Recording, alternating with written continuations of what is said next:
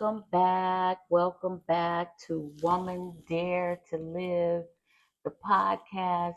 I am Walda Collins, and I'm so glad you dared to press play today. And guess what? If you've ever felt like your bank account, your career, or even your future security is a treadmill running at top speed, and you just can't figure out how to get off that thing, well, girl, this episode is for you. We all we all live in a culture that screams at us to hustle, to strive, to somehow try to get ahead, to stack money, to look successful, and to never ever slow down.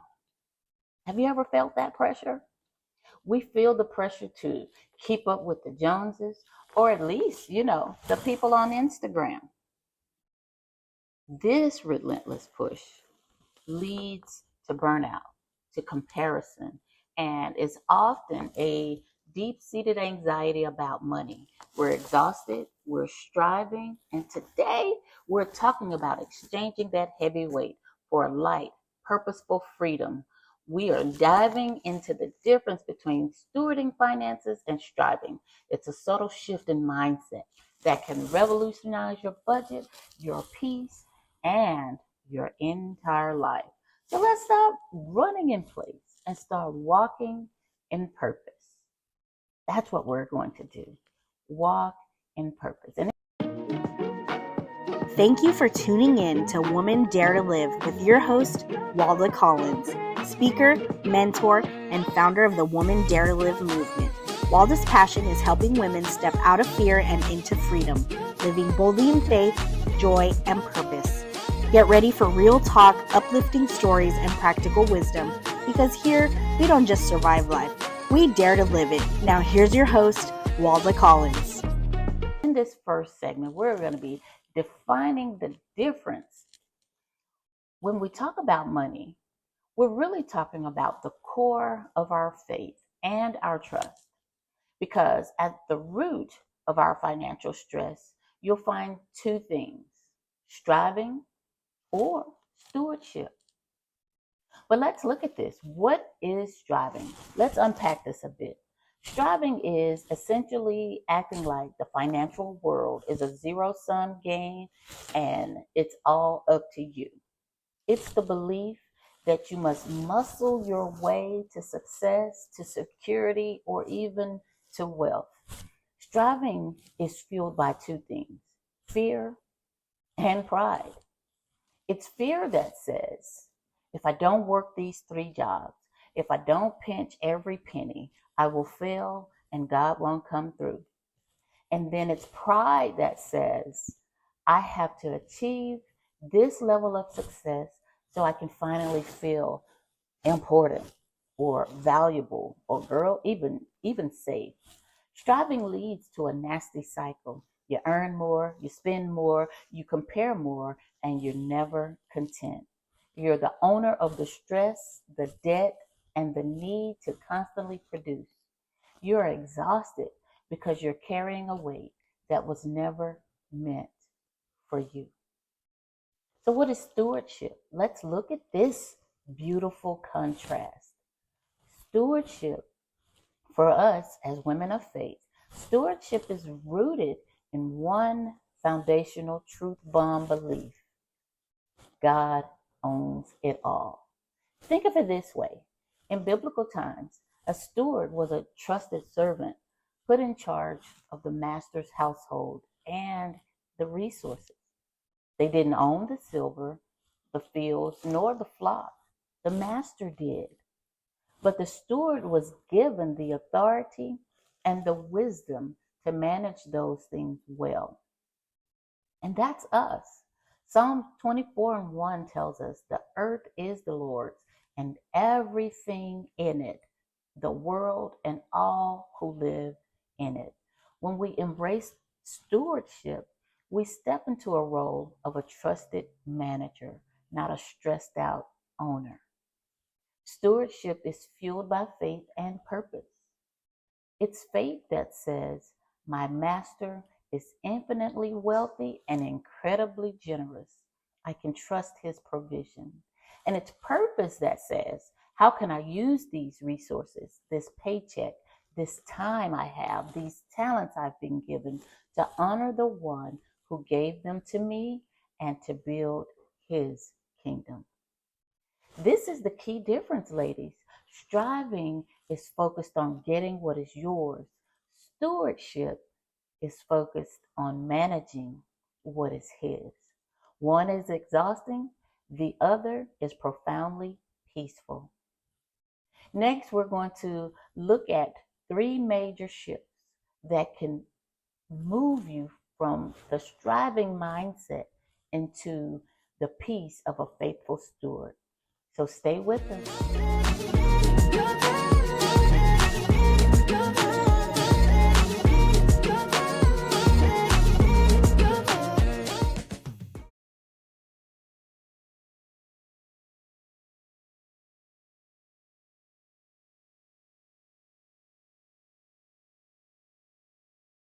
All right, in this next segment, we're going to talk about three shifts. The three shifts from striving to stewarding. And the question isn't if you're stressed about money, it's how you'll choose to manage it. You don't have to be perfect. You just have to be willing to make a shift. Now, here are three, what I call powerful mindset shifts. 3 steps to move you from the exhausting path of striving to the peace of stewardship. Shift number 1, from ownership to management. In the striving mindset, your identity is tied to your ownership. If I own the house, I'm successful. If I own the debt, I'm a failure. This creates crippling pressure because total ownership means total responsibility and literally total exhaustion. The first shift is to surrender that ownership. You simply say, it all belongs to God and I am his manager. A manager doesn't panic when the stock market dips. She reports the loss and adjusts the strategy. Come on, girl. She doesn't take the personal credit for a huge win. She thanks the owner and reinvests that profit. When you shift from owner to manager, the pressure lifts because you no longer carry the full weight of providing for every future need. Your job is to be faithful with what's in your hands today. This doesn't mean you stop working hard. It means you start working wisely and peacefully because the ultimate provision is guaranteed by someone else. Shift number 2, from scarcity to provision. Striving lives in a world of scarcity. It's always asking, what if I don't have enough? This mindset pushes you to hoard, to compete, and to make fear-based decisions. Scarcity whispers that money is running out and you have to fight for your share. Stewardship operates from a mindset of God's abundant provision. This is where we learn contentment. The Apostle Paul gives us the formula for financial peace in 1 Timothy 6:6, which reads, but godliness with contentment is great gain. Contentment is not about being passive or lazy. It's about believing that God will supply your needs according to Philippians 4:19 and learning to live gratefully within the means you have right now.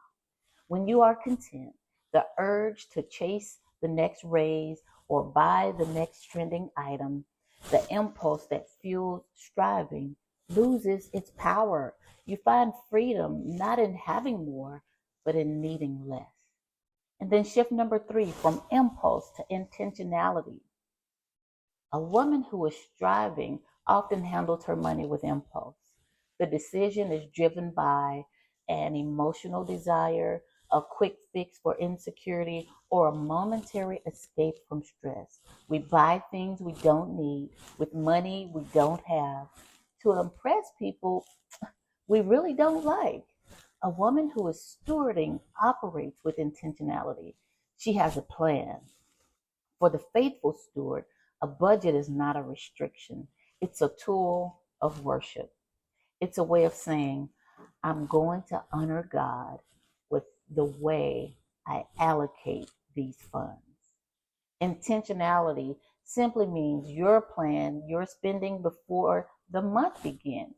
You track where the money is going because you can't manage what you don't measure. And you always prioritize giving and saving before you prioritize spending, which is a direct rejection of the striving culture. These three shifts, from ownership to management, from scarcity to provision, and from impulse to intentionality, are the foundation for financial peace, which we need in our lives.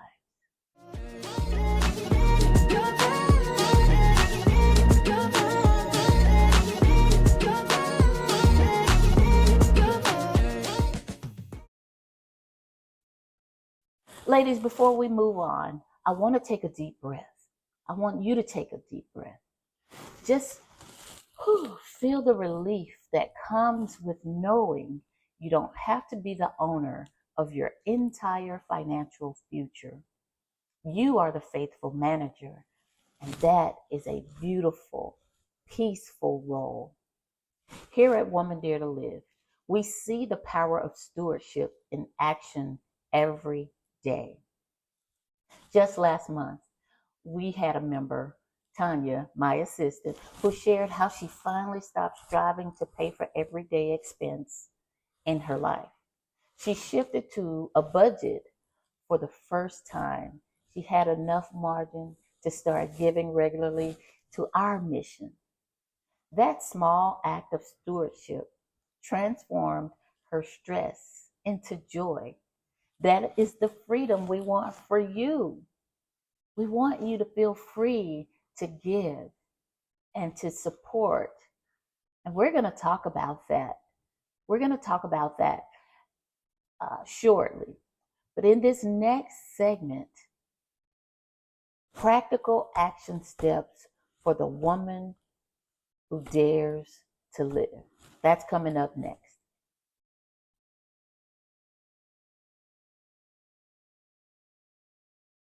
So, all right, let's look at these practical action steps for the woman who dares to live. It's one thing to talk about stewardship, and it's a whole nother thing to actually live it. If you're nodding along, realizing you've been caught in the exhausting cycle of striving, take heart. We're going to take a break, and we're going to break it down into 3 practical steps you can take this week. These are the Dare to Live steps for your finances. Practical step number 1, the first fruits test, which is generosity. The quickest way to dismantle the mindset of striving is through generosity.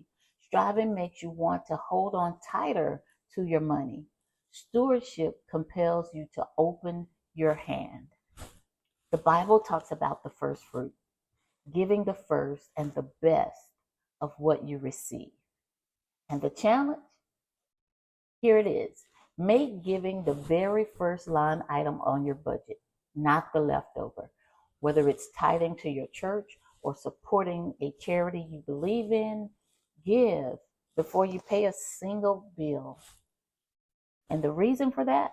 This isn't about the amount, it's about the alignment of your heart. When you give first, you declare to yourself and to God that He is your source, not your paycheck. It's the ultimate antidote to the financial fear that we carry. Dare to be generous and watch how the fear of scarcity loses its grip.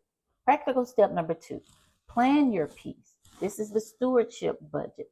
Remember our shift from impulse to intentionality? This is where your budget comes in. When you're striving, your money just happens to you. When you're stewarding, you tell your money where to go. And we want to simplify your money management into 3 core aligned buckets: give, save, live. Give, this is your generous portion. Save, this is preparing for the future with wisdom, not fear. Saving for emergencies and future goals is an act of responsible stewardship. It honors the principle of foresight, like the wise ant in Proverbs. And then live. This is what's left for your daily expenses, bills, and fun. Learning to live contentedly within this bucket is where financial freedom is found. The action: take 1 hour this week and use a simple spreadsheet or even just a notebook. Write down your monthly income and plan your give, save, live percentages. Be a faithful manager of the whole pie. And then step number 3, identify your strive triggers. Striving doesn't just happen, it usually is activated by something. As women, our triggers are often comparison and insecurity. When you see a friend's new car or a stranger's beautiful home on social media, does that knot in your stomach tighten? That's a strive trigger. When you think about your retirement, do you immediately spiral into worry? That's a strive trigger. The third practical step is to replace that trigger with scriptural promises. When the trigger fires, pause and speak truth over yourself. For example, instead of thinking, I have to work hard to afford that life, you say, godliness with contentment is great gain, and I have everything I need right now. This is actively taking every financial thought captive and aligning it with the truth of God's word. Dare to speak life over your finances, not fear. These 3 steps: generosity first, planning for peace, and replacing strive triggers are your toolkit for true financial stewardship.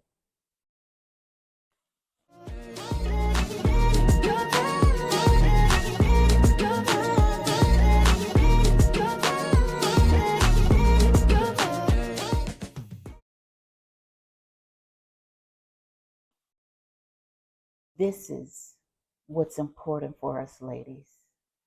And then our 4th and final segment is the first fruit of stewardship. And this is our final call of measuring what stewardship looks like. The fruits of stewardship. We've talked about the stress of striving and the strategy of stewardship, but this is the sweet part. We get to pick that fruit when we make this shift. Stewardship is not some grim, joyless duty. It is the pathway to true financial freedom. When you stop striving, you realize the goal isn't just to accumulate wealth, but to accumulate peace and purpose. The woman who is striving is always saying, when I get X, Y, or Z, then I'll be happy. The steward is saying, I have been entrusted with this, and I am happy right now. The Apostle Paul, who lived a life with extreme ups and downs, summed up this contentment beautifully in Philippians 4:11 through 13. He said, I have learned the secret of being content in any and every situation, whether well fed or hungry, whether living in plenty or in want. I can do all this through Him who gives me strength. That strength, ladies, that secret is the power of being a steward. It is a contentment that is completely unattached to your circumstances. It doesn't matter if you're in a season of abundance or if you're in a season of lack. Your heart is at rest because you know who the ultimate provider is. The real return on investment?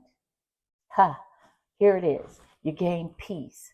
That knot in your stomach about bills and debt loosens because you are operating with a plan, not with panic.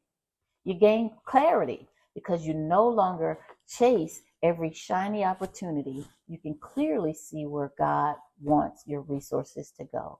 And then you gain true generosity. You don't just give from your excess, you give from a grateful heart, which is the purest form of worship.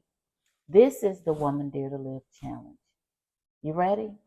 Dare to be a faithful steward, and you will dare to live a life of peace that the strivers can only dream of. I have truly, truly enjoyed sharing this message with you. But here's a step I want you to take for this week and the coming weeks.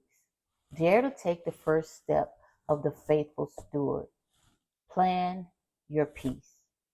Get out your bank statement and your notebook. And before you buy anything else, intentionally decide how you will allocate your resources into 3 buckets: give, save, and live. Don't let haste lead to poverty. Let plans lead to profit, as Proverbs teaches us. Your faith and your finances are deeply connected, and wise management is a profound act of worship. You can find all the scriptures and a free, simple Give, Save, Live budget planner on our website at Woman Dare to Live, and check the show in notes. We'd love to hear your stories about how you're moving from striving to stewardship. Share them with us on social media using the hashtag Woman Dare to Live Steward. Gals, thank you for taking this time to spend with us. May the God of all provision give you wisdom, contentment, and a supernatural peace that guards your heart and your mind as you boldly steward the resources He's entrusted to you. Until next time, I love you, and there's nothing you can do about it. God bless. Bye-bye.